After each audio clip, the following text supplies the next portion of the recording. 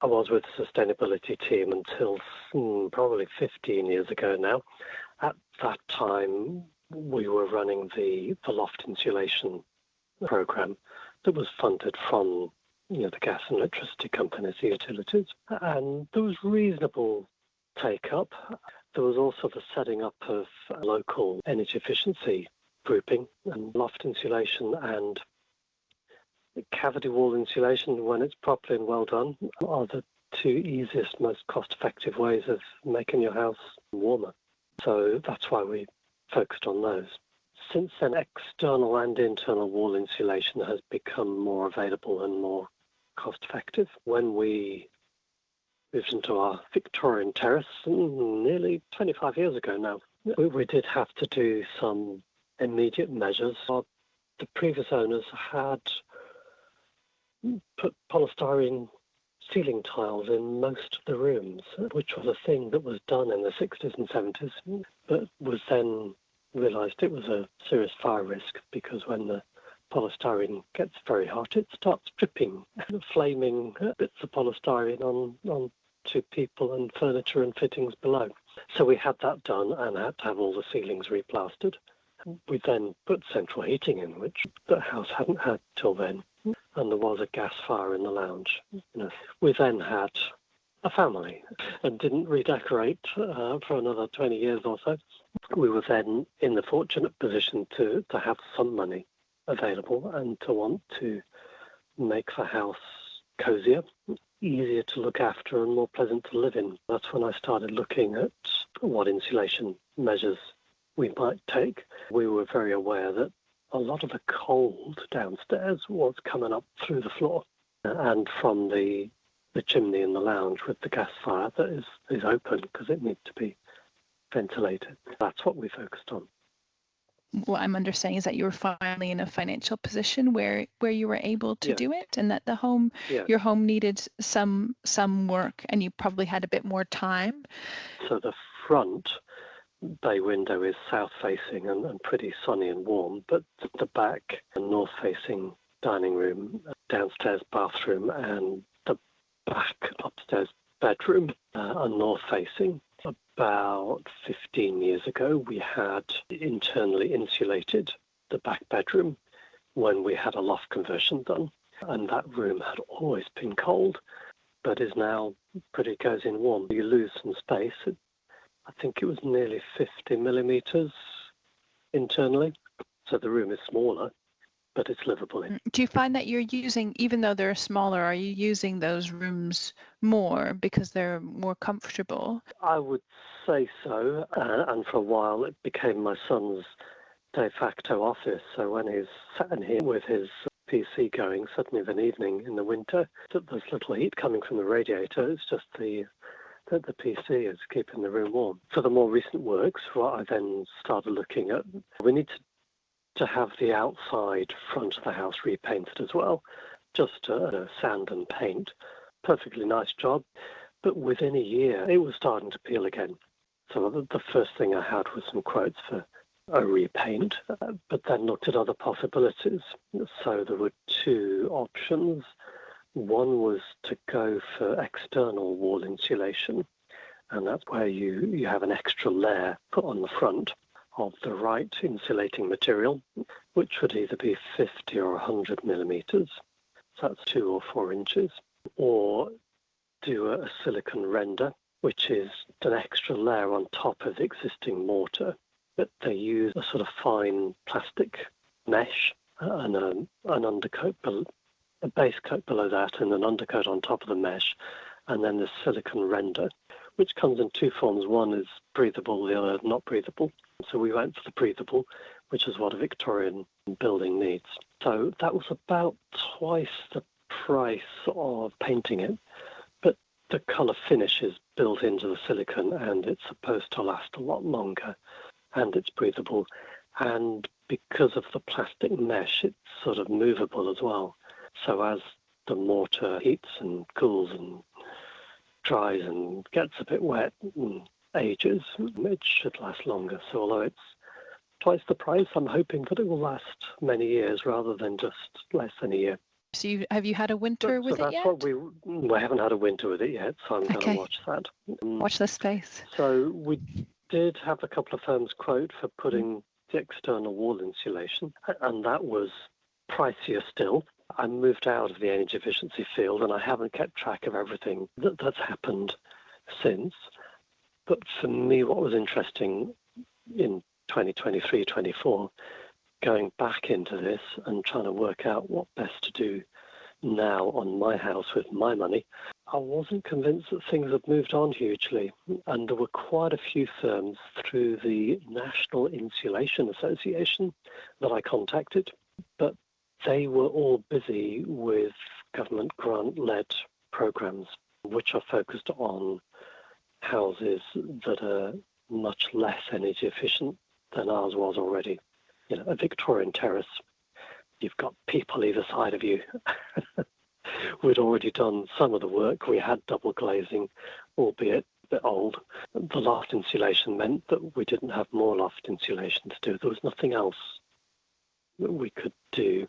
And also I was fortunate enough to have enough money not to qualify for any grants in terms of income. It's interesting that you say that, because with the Love Loft programs, we have two programs that we're running. One is the one that you participated in, which is the Future Fit Homes program, which does access to grants as well as help for householders. But the Love Lofts campaign that we're running is what we found was really difficult to onboard contractors, because the majority of contractors who did loft insulation were also tapping into the government grants because they could do a lot more for a lot less in one house. So I'd already signed up for newsletters from South East London Community Energy, just because of my long-standing interest in the matters and to keep in touch with what you were doing. And having looked at other possibilities myself, decided that I would ask for the Selche Home Energy Audit.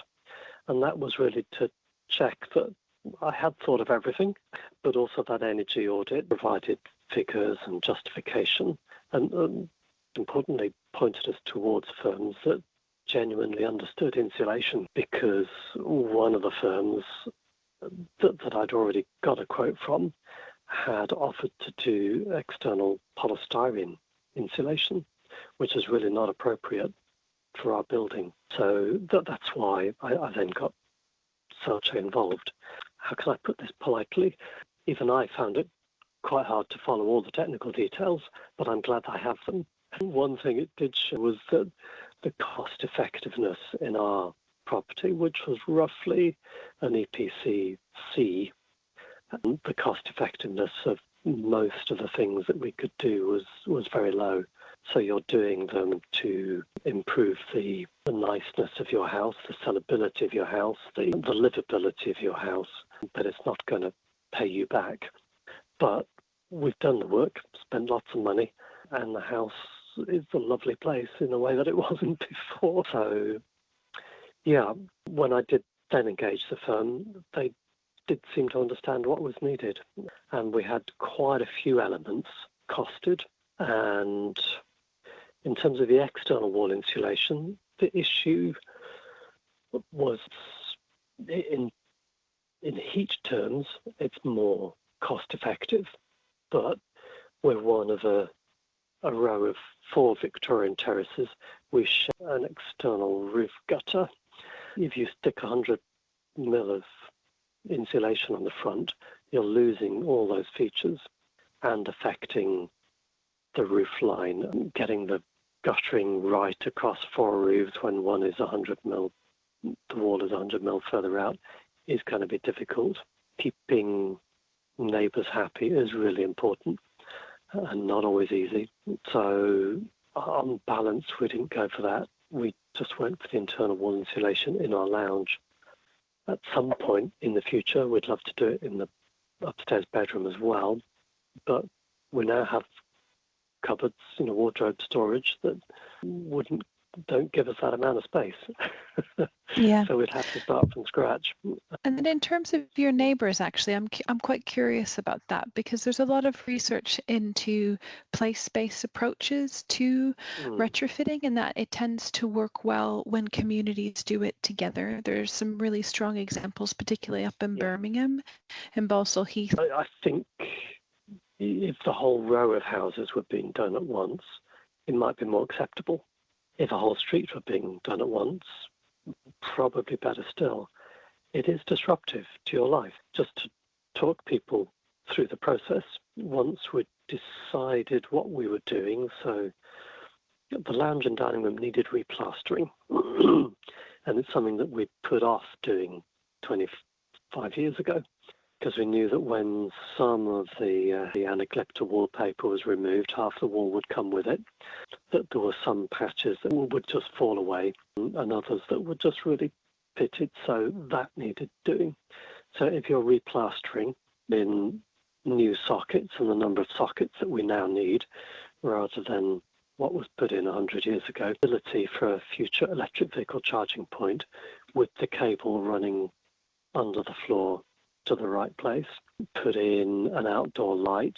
So doing all that electrical work has to be done before the plastering. The one firm was doing the replastering, the internal wall insulation and the painting. I used another local firm to do the electric, so they came. Actually, no, the insulation firm was doing the outside silicon render first. That was back in sort of March, April time. Then the electrical work was in April. The plastering was in May. Then we had the flooring in July. And in the meantime, I had to arrange for the radiators to be removed and then replaced with a local plumber. And we used another local firm to do that, the carpeting and the wood flooring. So everybody had to come in process. So it's taken 4 months. Okay, it's quite quick actually for something that's that as intensive all the time. And we had to move everything out of the lounge and dining room, all the contents, which we're now gradually putting back. I think if you're not around at home and having people in, it is quite difficult, or you need to be available on the end of a phone. We were away on holiday one week when one of the firms was in, so I took my notes and measurements with me. And at one point, we were literally on the top of Cheddar Gorge, and I had some notes on my phone, so I said, no, it needs to be at 20 centimetres, not 50. So you do have to understand what you're doing. Yeah. Sounds like there's also a degree of having to pay attention to extreme amount of detail, but also learning to let go a little bit in the process as well, knowing when to push and when to pull back a little bit. I'm just curious, in terms, you've highlighted a number of challenges that you've faced, and the positives that come out is that your home is much more comfortable, it's much more livable, it's a more pleasant place to be. If you had to give a piece of advice to a homeowner that's interested in stepping down this route, what would it be? A lot of people will think that upgrading the double glazing is the most important thing. In terms of appearances and possibly in terms of future sellability, you might be right, but it's the most expensive thing you can do. I think that the advice I would give is look at all the possibilities. Having the Celtic Home Energy Audit costs you money, but it means you've got something tangible to work with, someone sensible who comes into your home and gives you options and choices. I didn't go ahead with all the things that were recommended. For example, so we've kept our chimneys open, but the lounge has what's called a chimney sheep. So it's a big wadge of sheep wool that is pushed up into the chimney space above the open fire. Insulation is the key thing. We had looked at air source heat pumps. Our boiler's probably 8 years old now, but going strong, so I'm not planning to replace that. But one thing I did want to do was think about what I was doing now and whether for a future, either for us or another house owner, am I doing anything that would make air source heat pump system less viable? So I did get a quote from Octopus for air source heat pump and talked to them about the heating system that we have and whether major changes would be needed. The general advice was that the heating pipes we had were sufficient. We might have to have bulkier radiators. So I've ensured that in the dining room and lounge there is space for those bulkier radiators that are needed in future. And the underfloor insulation means that the rooms are better insulated for that type of system. If I were braver, maybe we should have looked at building on underfloor insulation, underfloor heating, but I wasn't entirely convinced. The air source heat pumps require quite a bit more kit and water tank that I don't quite know where we put in our house at the moment. But yes, I think it would be good advice to think of future-proofing your house, including with the things that you don't do. That's a really great piece of advice, Peter, just about thinking forward as well and the choices that you're making to dream big and dream ideal, and then make your choices in the present in terms of working towards that larger vision, not only for your home, but also for your community, for the energy system, and to dream big and to locate one's own house within that wider context. I think is really something that's often lost in the process, because upgrading one's home and renovating is such a detail-oriented space that I think it's important to remind homeowners to just zoom out and take a look at the bigger picture for a bit, and then to zoom back into the detail for that context, to remember why this is so important.